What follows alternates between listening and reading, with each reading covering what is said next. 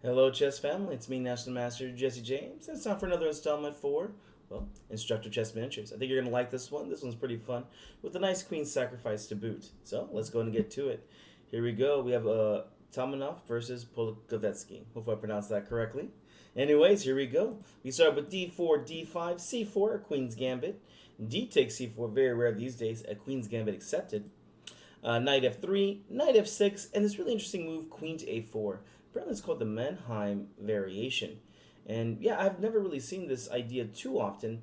Typically you want to go like e3 and then, win back the pawn in these kind of variations. With that being said, well, queen a4 check got played. Black played knight bd7. Makes sense.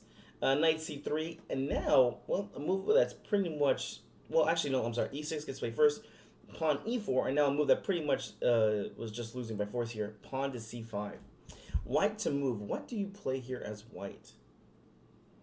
All right, hopefully you know this by principle. Taking back here is already a very bad idea.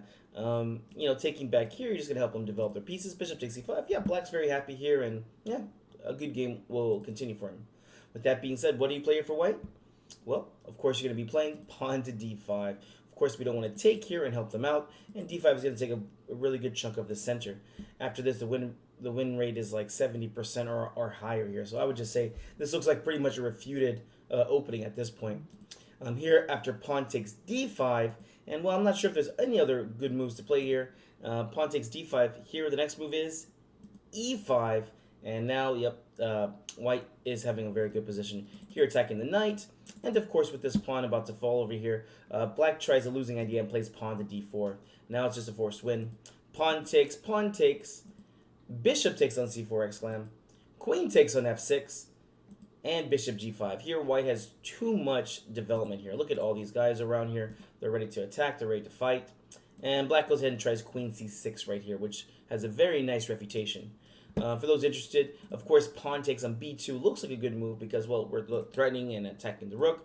Simple chess, you just play bishop takes, and, well, you're just going to be up the extra queen here because the bishop can take back if you do try to take on a1 here. Remember, bishops do move diagonally. All right, back to the game. Queen c6 gets played, and here I will challenge you to find the best move here. There's a few good moves here, but what do you play here as white? All right, hopefully you push pause. Hopefully you're trying to figure this out. I hope that you remember the words I said earlier. There's a very nice queen sacrifice. This is the time. Believe it or not, castle's queenside is the move here that you can play. And, well, it's funny enough, the top move in the computer is bishop takes on f7 check, an interesting idea.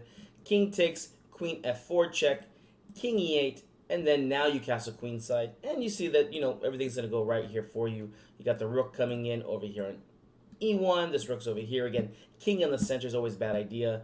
Pawn takes on b2, king to b1. Actually, is not the best move. We should just play king takes b2.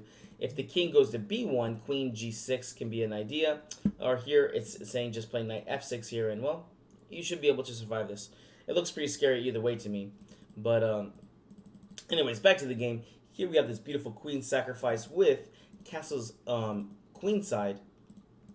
And, well, black goes ahead and plays. Pawn takes on b2 check. Not too crazy. And then king takes on b2. Again, we don't want to allow these ideas for defense. And then bishop e7. Of course, we're going to ask ourselves, what was wrong with taking the queen here? Well, after queen takes on a4, here we have a very nice following moves. Rook to h3-1 check. Bishop to e7.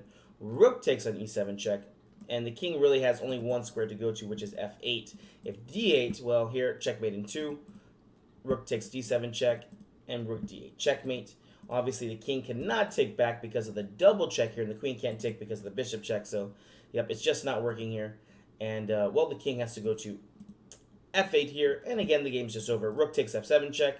King g8. There's too many discoveries around here.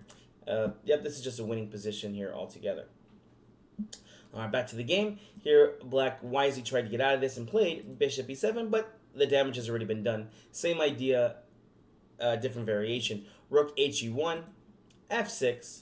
Of course, again, taking on a4 is the same idea as rook takes e7. Last move. So f6 got played, trying to take it away. And here's simple chess. We don't want to lose our queen now. Bishop b5, queen b6, King to c1, getting out the pin here and allowing the bishop and queen to now attack on d7. And again, black just has nothing better to do. He tried f takes on g5. I mean, if I'm playing black here, there's no doubt in my mind, I'm going to try just to castle here and, try to survive. It's still winning here for white. I mean, rook takes e7 looks like a good move here for me. F takes on g5. Bishop takes d7. Of course, if they take, doubling the rooks here, I mean, this is just a great position for us, right? So, well, f6 got played. He tried to get greedy. He went ahead and played f takes on g5. And now, well, simple chess. Bishop takes on d7 check and king f8. Taking here is going to lead to an immediate loss after queen takes d7, and the bishop will fall here soon. And look, there should be some checkmating ideas around here too. So king f8 got played.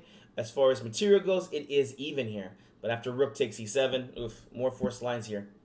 King takes, queen e4 check, king to d8, bishop f5 check, king c7.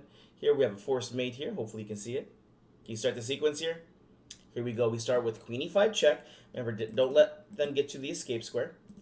King to c6, rook d6, king b5, and here queen b2. Here there's actually a few moves here. The move I would have most likely played would have been the bishop d3 check, although this does checkmate in a few more moves.